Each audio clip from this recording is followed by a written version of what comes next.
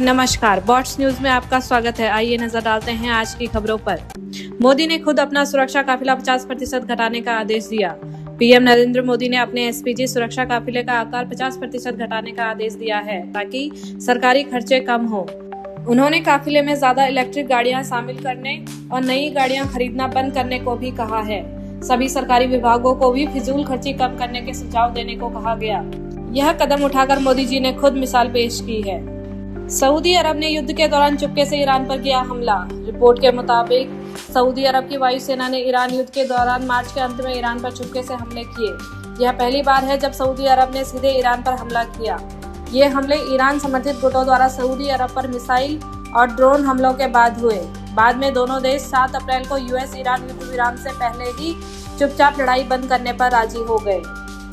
कांग्रेस ने केरल में बहुमत जीता, लेकिन कई दिन बाद भी मुख्यमंत्री तय नहीं हो पाया।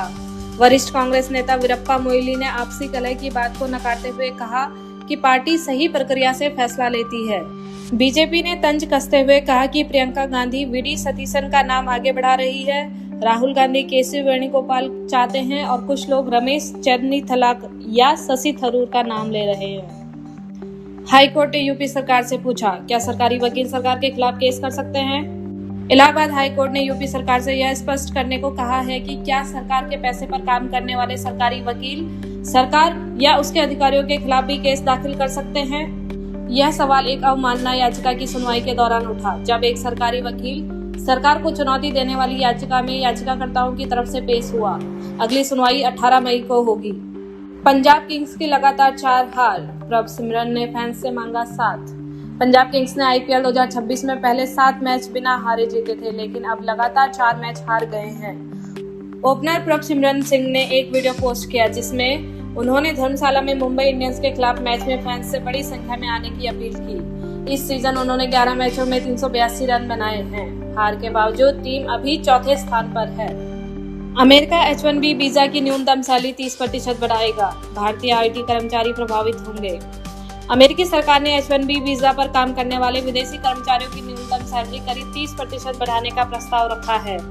एंट्री लेवल सैलरी $73,289 से बढ़कर $97,746 प्रति साल हो जाएगी। श्रम विभाग ने यह प्रस्ताव 27 मार्च को रखा था, जिस पर 26 मई तक जनता की राय ली जा रही है। सरकार का कहना है कि यह अमेरिकी कर्मचारियों की रक्षा के लिए है, लेकिन आलोचकों का कहना है कि इससे कंपनियों के लिए विदेशी कर्मचारी रखना महंगा हो जाएगा। सोना चांदी महंगा होगा। सरकार ने आयात टैक्स 6% से बढ़ाकर 15% किया। भारत सरकार ने 13 मई 2026 से सोने और चांदी पर आयात कर 6% से बढ़ाकर 15% कर दिया है। इसका मकसद सोने के आयात को कम करना और विदेशी मुद्रा भंडार पर दबाव घटाना है। नए नियमों के तहत 10% सीमा शुल्क और 5% कृषि सेस देना होगा।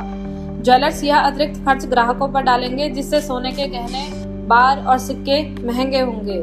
2025-26 में भारत का सोना आयात पहले ही 24% बढ़कर 71.98 अरब डॉलर पहुंच चुका था। पेंटागन बोला, ईरान युद्ध में अमेरिका के 29 अरब डॉलर खर्च हुए। पेंटागन ने अमेरिकी संसद को बताया कि ईरान युद्ध पर अब तक करीब 29 अरब डॉलर खर्च हो चुके हैं, जो 2 हफ्ते पहले के अनुमान से 4 अरब डॉलर ज्यादा है। डेमोक्रेट्स ने सवाल उठाया कि बिना संसद की मंजूरी के यह युद्ध क्यों लड़ा गया और चेतावनी दी कि टॉमहॉक मिसाइलें और अन्य हथियारों का भंडार खाली हो चुका है। यूएस ईरान युद्ध विराम भी डगमगा रहा है क्योंकि ट्रंप ने ईरान का शांति प्रस्ताव ठुकरा दिया। ट्रंप चीन पहुंचे शी से मिलने। ईरान युद्ध, व्यापार और ताइवान पर बात होगी। अमेरिकी राष्ट्रपति डोनाल्ड ट्रंप चीनी राष्ट्रपति शी जिनपिंग से मिलने बीजिंग पहुंचे हैं। 2017 के बाद उनकी पहली चीन यात्रा है।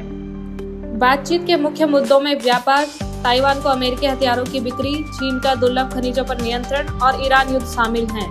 ट्रंप ने कहा कि उन्हें ईरान युद्ध खत्म करने के लिए चीन की मदद की जरूरत नहीं लगती। हालांकि शांति समझौते की उम्मीद कमजोर पड़ रही है।